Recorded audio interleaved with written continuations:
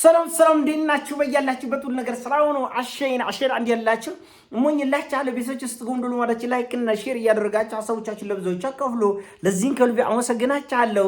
ዛሬ ወደ ሚዛናችን ይዘንላችሁ የመጣን እንግዲህ ሐኪም አበበችና ዮሐንስ ሽፈራው ላይ በዘመቻ የተነሱ ጋጠ ወጦች ናቸው።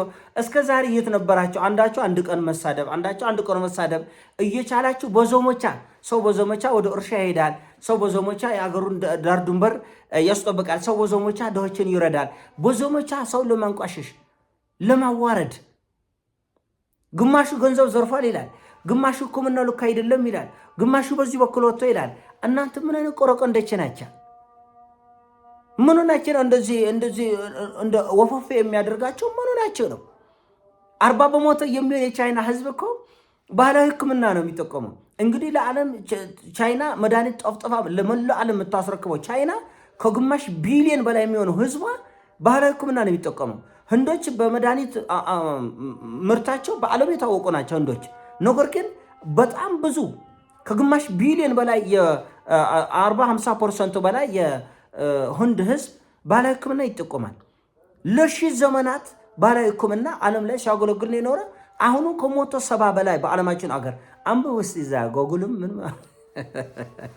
አንድ ነገር ልንገራችሁ።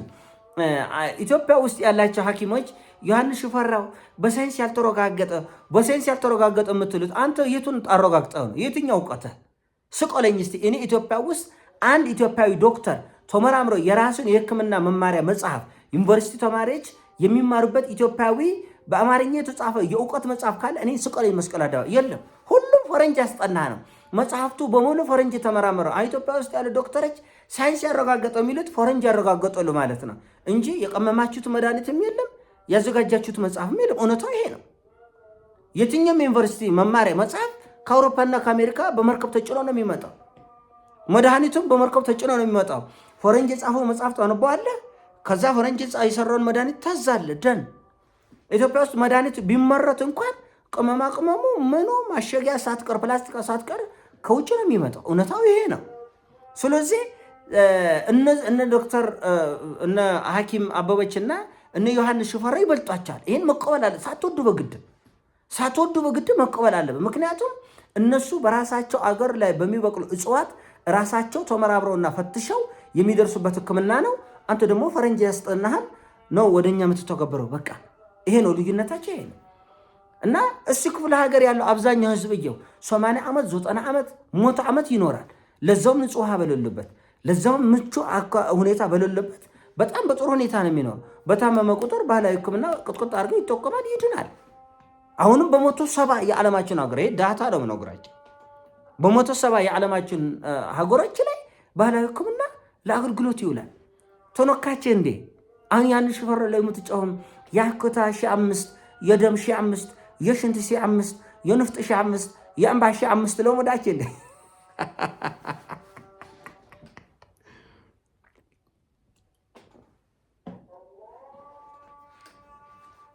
ጎደለባች እንዴ የካርድ አውጣ፣ የሽንት ተሞርመር፣ የሽንት ክፈል፣ የደም ክፈል፣ የምን ክፈል እማት ክፈል የለም እኮ የኔ ጌታ እማት ክፈል የለም። የእንባ ይከፈላል። ከሰውነታችን የሚወጣ እያንዳንዱ ፈሳሽ ያስከፍላል። እና እውነቱን ለመናገር እኔ ሕክምናን አከብራለሁ። ሌላውን ለማንጓጠጥ ግን አትሞክሩ። የተለየ እውቀት እንዳላችሁ ግን አታደርጉት። ፈረንጅ አስጠናችሁ ነው የምትተገብሩት። እውነቱን ለመናገር ፈረንጅ ሸፈፍ አድርጎ አስተምረው ቢሆን ያው ነው ሸፈፍ። አሁንም ቢሆን ብዙ መድኃኒቶች ሳይድ ኢፌክት አላቸው። በጣም ብዙ ቀውስ ይዘው እየመጡ ነው። እያንዳንዱ መድኃኒት የጎንዮሽ ጉዳት አለው። እያንዳንዱ መድኃኒት ተፈጥሯዊ አይደለማ። ያው ፈረንጅ እኮ ይነግረን፣ እናንተ ባትነግሩንም ያዘዛችሁን መድኃኒት ካርቶን ውስጥ ፈረንጅ ይነግራል። ይሄን ጦስ ይዞ ይመጣል። ይሄን ጦስ ይዞ ይመጣል። ይሄን ግን አማራጭ የለም። ሳይንስ ያረጋግጠው ትላል። አንተ በምን አወቅ? ሳይንስ ያረጋግጠው ፈረንጅ አረጋግጫለሁ ብለህ ስለሰጠህ ነው እንጂ አንተ ተመራምረህ የደረስክበት መጽሐፍት ካለ ዩኒቨርሲቲ ውስጥ ተማሪዎች የሚማሩበት አማርኛ መጽሐፍ ካለ የኢትዮጵያን ሳይንቲስቶች የደረሱበት እውቀት ካለ ብልሃርዚያ ነው የምትብለን ያዱግነኛ ብልሃርዚያ ዶክተር አክሊሉ ፈውሳል ተብለናል። እሺ ብለናል።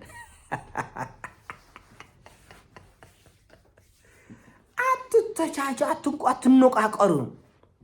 በጨዋነት አድርጉት፣ ይበልጣል። አሁን ሐኪም አበበች እንኳን እውነቱን ለመነጋገር ለብዙ ኢትዮጵያውያን ሐኪሞች ሚስጥር ነች። የእነሱ ጉዳይ ገና እናንተ ገና ቀርቶ ትውልዱ ቀስ እያለ ቢከፍተው የማይደርስበት ነው። ስትሆን በጣም ያሳፈራል። ሐኪም ማነው ዮሐንስ ሽፈራው እንደዚህ ብሎ እንደዛ ብሎ በማለቃቀስ እኮ አይደለም። እስቲ ድርሻችን ትወጡ። ኢትዮጵያ ውስጥ በአባላዘር በሽታ በመቶ ሺህ የሚቆጠሩ ወጣቶች እያለቁ ነው። ድርሻን አስተምሩ። ሌላውን ፈትፈታ ቶ ሁሉም የጀበና ቡና ይዞ ቁጭ ሌል ነው እንደዚህ ሀገር ላይ ሞተቻቸት። በቃ ሞተቻቸት። ስፖርተኞችን ሲነቋቆር ነው የሚለው። የሆነ ጂማ አሰልጣኝ፣ የሆነ አዲስ አሰልጣኝ፣ የሆነ አሮጌ አሰልጣኝ፣ የሆነ ሞተቻቸት። ወሰዳዳ ተሞጋገሱ። አንዳንድ ጊዜ ተጋገዙ። አንድ ጊዜ አብረን እንስራ በል እስቲ። እንዴ እያንዳንድ ኢትዮጵያን ያደግነው እኮ በባህላዊ ሕክምና ጮክ እቺን ጠጣ። አሁን ኢትዮጵያ ውስጥ ከአጥንቱ ስፔሻሊስትና ከወጌሻው አብዛኛው ህዝብ እየሄደ ያለ መንጋል በጣም ድቆቆቅ ብሎ ነገርየው ካልባሰ ከሞላ ጎደል ሰው ወጌሻ ጋር በጣም በብዛት ይሄዳል። በጣም በብዛት እና ክፍለ ሀገር ስታየው አብዛኛው ሰው በባህላዊ ሕክምና ራሱን ያድናል። ይሄ ደግሞ በመላ ዓለም ነው፣ ኢትዮጵያ ውስጥ ብቻ አይደለም። በመላ ዓለም በከፍተኛ ሁኔታ ባህላዊ ሕክምና ጥቅም ላይ እየዋለ ነው። በመላ ዓለም በጣም የሚያስደንቅ ውጤትም እየታየበት ነው። በጣም የሚያስደንቅ ውጤት እና እባካችን ኢትዮጵያ ውስጥ ያላችሁ ባህላዊ ሐኪሞች እናንተ በስራችን ላይ በርቱ። የተናበበ የተጠና ስራ አሁን በየጉል ነው የምትሄዱት እና በተጠና ሁኔታ ወጥ የሆነ አሰራር መበጀት አለበት። ክፍተት የለውም አይደለም። ባህላዊ ሕክምና ክፍተት አለ። ነገር ግን ዮሐንስ ሽፈራው የፈጠሩትን ተጽዕኖ ያክል ሐኪሞቻችን መፍጠር አትችሉም። ይህን ማወቅ አለባችሁ። አትችሉም። ለምን? እነሱ አገር በቀል እውቀት በሚጠቅም መልኩ ህዝብ ላይ ተጽዕኖ ፈጥሯል። እናንተ ግን እንደምታውቁት ፈረንጅ መጽሐፉ የፈረንጅ ነው፣ ትምህርት የፈረንጅ ነው፣ ምርምሩ የፈረንጅ ነው፣ መድኃኒቱ የፈረንጅ ነው። እውነታው ይሄ ነው። መቀበል አለባቸው። ሳይንስ ያረጋገጠ መሆን አለበት። አንተ በምን አውቅ ሳይንስ እንዳረጋገጠ? ሳይንስ ራሱ ምንድን ነው? እና ይሄ ነገር ከመጠላለፋችሁ በፊት ራሳችሁን መፈተሽ አለባችሁ። ብዙ ኢትዮጵያውያን በዚህ መልኩ ጤናቸው ተጠብቆ በአብዛኛው ክፍለ ሀገር ስትሄድ ሰው በጥሩ ሁኔታ ሲኖር ነው የምታየው። ጥሩ ረጅም ዕድሜ በጥሩ ሁኔታ ሲኖር ነው የምታየው። እና ራሱ ሕክምና በዓለም ላይ ከተስፋፋ በኋላ አዳዲስ በሽታ አሁን ካንሰር ለምሳሌ መድኃኒት የለውም። በሚሊዮን የሚቆጠሩ ዓለማችን እንደ ሰደድ እሳት መድኃኒቶቹ ራሳቸው ሳይድ ኢፌክቱ ሌላ በሽታ እየሆነ ነው። ዝም ብለን እንውጣለን መልሶ በሽታ ነው። አንዱ በሽታ እናድናለን ብለን እንከተዋለን፣ ደግሞ ሌላ በሽታ ይዞ ይመጣል። እና በመላው ዓለም ራሱ ሕክምናዎቹ ምን ያክል ውጤታማ ነው የሚለው ከሆነ ጥናት የሚፈልግ ነው። $1 ትሪሊየን ቢዝነስ እንደምታውቁት ይሄ የሕክምና ዓለም የፋርማሲው ዓለም $1 ትሪሊየን የሚንቀሳቀሱበት ነው። ስለዚህ ባህላዊ ሕክምና እንዲስፋፋና ህዝቡ በቀላሉ ብዙም ሳይድ ኢፌክት በሌለው ተፈጥሯዊ በሆነ ነገር እንዲድን ይፈለጋል ወይስ አይፈለግም የሚለው ራሱን የቻለ ምርምር ይፈልጋል። እና ዘመቻቸው አንድ ጊዜ የሆነ ተከፍላችሁ ነው የሚመስለው። ምክንያቱም ሀሳብን በሀሳብ ለመሞገት ይህ ሰው ረጅም ጊዜ ሜዳ ላይ አለ፣ በየተራ ሀሳብ መስጠት በጨዋነት እና በተለይ እንትን ጥራዝ ነጠቅ የሆነች አማርኛ ሳይንስ ማረጋገጥ አለ፣ ፈረንጅ ማረጋገጥ አለበት በል